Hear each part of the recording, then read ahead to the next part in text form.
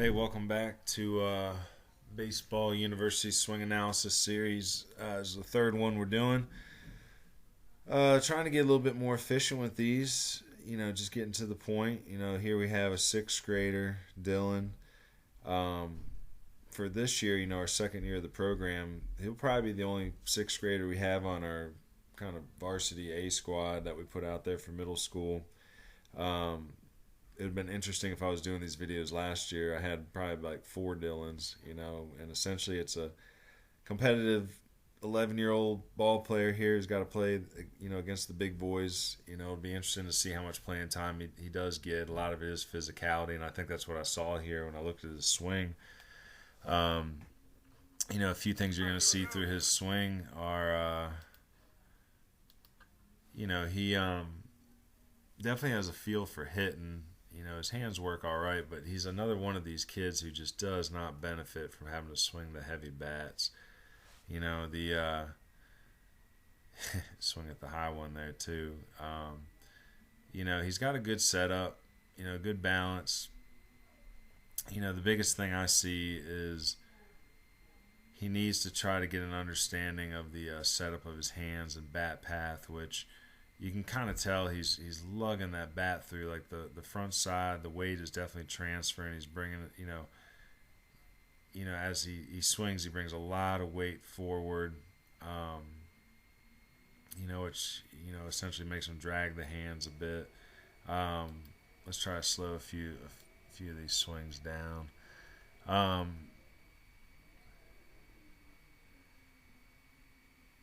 All right, so again, first thing I see is a great setup. Hands are high. Bat for the most part is balanced. Elbow separation looks good. Good setup with the feet. Feet are closed a bit. As the swing progresses, I see the weight come back, but hold that weight a little bit more. You can kind of see the whole step. The head is moving a lot here. It's down, it's up, it's down, it dips. Lunging a bit.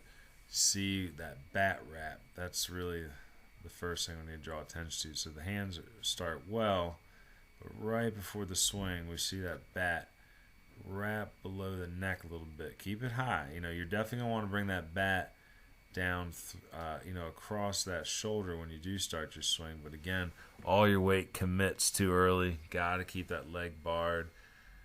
Don't step on the stride. Just lift that foot. Keep that foot balanced.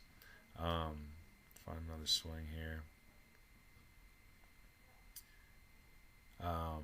His ball's a bit high, but we can learn a few things from the swing here. Again, hands are a little bit better set in this swing. Again, right before the launch, there it drops again, and it really creates a bar. When you wrap that bat, it's going to create a bar on that front arm where that barrel has to come out and around on that swing, and you're not going to get that straight line path you're really looking for. Keep those hands high, load up near that ear, bring that knob straight down. You're not that far away here. Keep that weight balanced. You can even on the the swing here is high. You can even see how your legs want to work here. You have a good concept of hip torque. They want to work. It's just this is why I stress coaches to talk to their leagues about these bat regulations and trying to really understand how to build leagues around the maturity level and growth of these kids, because again, we got a good ball player here who I've seen swing a good bat, when I first started working with him, but he was bringing his, bats from travel and Little League the last couple of years, which were, minus 10s, minus 8s, much easier to handle. When that bat gets heavy, things drop. We start to heave through the swing. Because, again, you can tell just by the setup. Maybe get a little bit more athletic action in pre-pitch. Like, maybe, just, again, I love the setup. Like, very good idea of how to swing. You can tell he's a kid who probably takes his time in between the pitches. But again, here we load. Those hands drop. Do they get back up? No, they stay low. We're striding open a little bit here.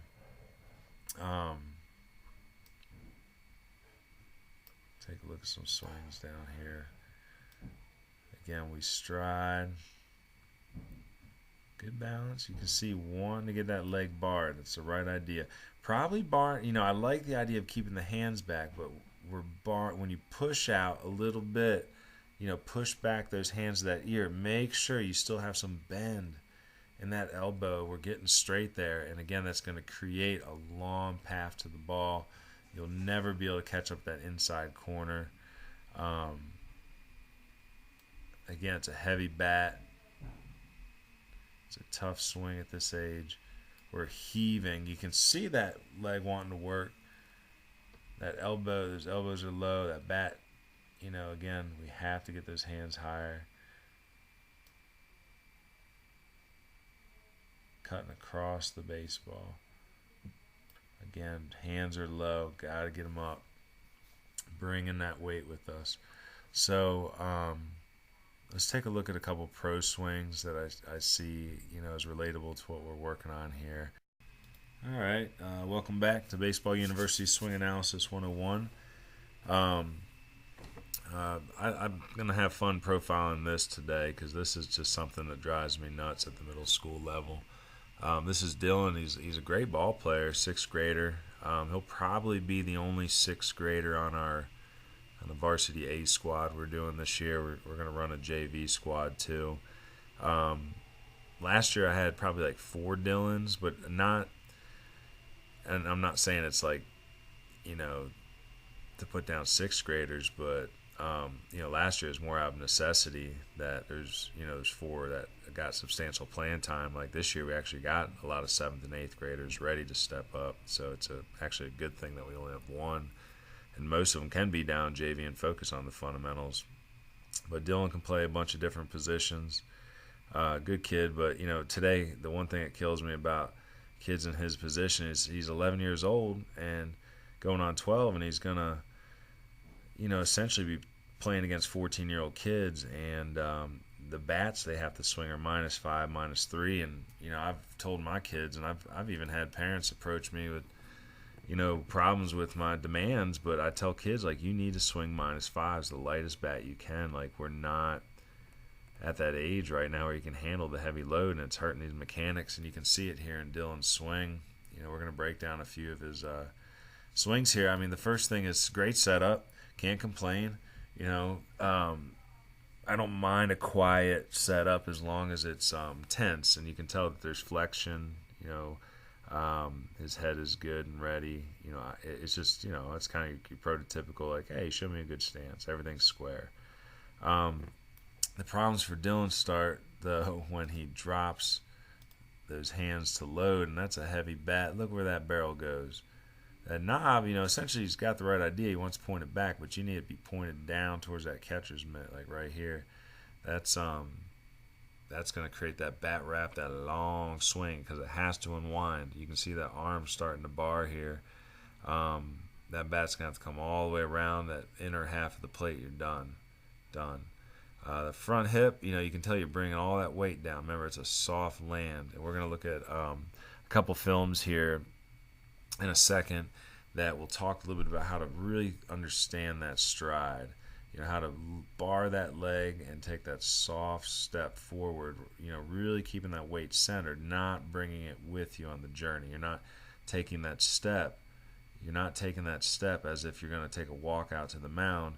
You're taking that step as if you're trying to, the best I can describe it is like you're trying to almost like dip your toe into the pool to see if it's, too cold to step in. It's a balanced step, soft toe, and when you're ready to swing, it's when you hammer down that heel and create that hip torque. So again, you got a good swing, but again, you see, look at heaving that bat. Whew. You want that bat to be coming down across your shoulder, upper arm, coming down and through in a good extension, like that spiral swing. that's just tough. Again, when I first started working with this kid, he was swinging like the -10s, -8s maybe, and good swing. I really, I think it's a shame that we have to force our kids to swing these heavy bats. So my advice to Dylan is, you got the right setup. Your hands are trying to work. I see that weight shift. I see the hip torque here. It's just that bat path right now is just all over the place. It's got to keep that head still too. You got a lot of head movement. That's all about core. And to me, that tells me we're overcompensating for the bat, so we're not controlling our body. So really working on some core exercises, staying low. Maybe, and again, I never try to get too tweaky, but again, maybe just spread out that stride a little bit, like pre-swing, get low. Make sure it's like a wide, thick tree. It's easier to snap a sapling that's straight up and down, but if you got that wide base, some good, tension here in the legs, it'll just keep you centered, keep that head still. Because again, follow the mouse here. That head's moving. Keep it in one place throughout the swing. So let's go ahead and hop over and look at a few of, we have Manny Ramirez for one swing, and I also have a clip of Carlos Correa. I think Correa actually reminds me the most of your setup. So again, let's hop over there and take a look at these two videos. Alright, so here we got Carlos Correa. So again, look at the setup, very similar setup. You can see his leg is a little further out. That was kind of what I was suggesting. Just allows you to wrap a little bit more, sit down kind of in that invisible chair. Same thing with you, good hand placement. Now watch his hands. I noticed with Correa, there's definitely a downward bob of the bat. But again, and that's typical in a load, and the hands come back up. But his stay pretty high, allowing him to stay on top of the ball. And I really like the way his hands, or how his elbows here, you'll see, allow his hands to play through the baseball. Really good extension here. So again, takes that step without a heavy, it's again, dipping the toe. Just kind of dipping the toe softly in. And then when he decides to swing, hammer that heel. You can see he doesn't take the weight with him. That puts the brakes on anyway and allows that head to stay still. Again, look at how still his head stays through the swing. Especially at this moment, the point where he wants to swing. It's on that point. He can drive a stake all the way through the top of his head. It's like he's on a swivel. At that point where you hammer that heel down, you decide to swing, that head needs to stay still. So again, we come back and look at yours. Does your head stay still? Head's, it's kind of bobbing up and down. Again, learning to keep that head still, hand over hand. Very good elbow right there. See how the elbow separation works? Again, back here, that flexion right here. You want to bring those hands back. You want to create some load. Keep that knob pointed right at that catcher. And then with that flexion in the elbow, allows your hands to play through that spot, and allows those hands to play to the baseball. All right, now we're looking at an old one. What a goodie. This is, I used to love watching Manny Ramirez hit. I did not like his way of playing the baseball, game of baseball, very much. Kind of eccentric. Seemed to be a rude player at times. But he was a good hitter, and a lot of it was he trusted his hands. And in this swing, what we're going to look at here is, again, much like yours, very balanced. He's got a little bit of an open stance, you can tell. Hands are high. That bat is kind of laying back over that shoulder. But again, before he swings, there it comes up, right? Creates that flexion. This is where I wanted to show you the leg. Even though he's remember that's an open stance, but look how balanced he stays. This is why I don't like middle school kids having open stances, because they bring their whole body with them. He does it. He's staying balanced. He just lifts the leg to the proper stride point. Doesn't bring all the weight with him. Just dips the toe. Right when he decides to swing, he hammers the heel. And you can tell, there's going to be good flexion here. This knee's going to snap. Flexion in the elbow. Hands come through. Stays right behind it. Hand over hand. Good elbow separation. Trusted his hands. So again,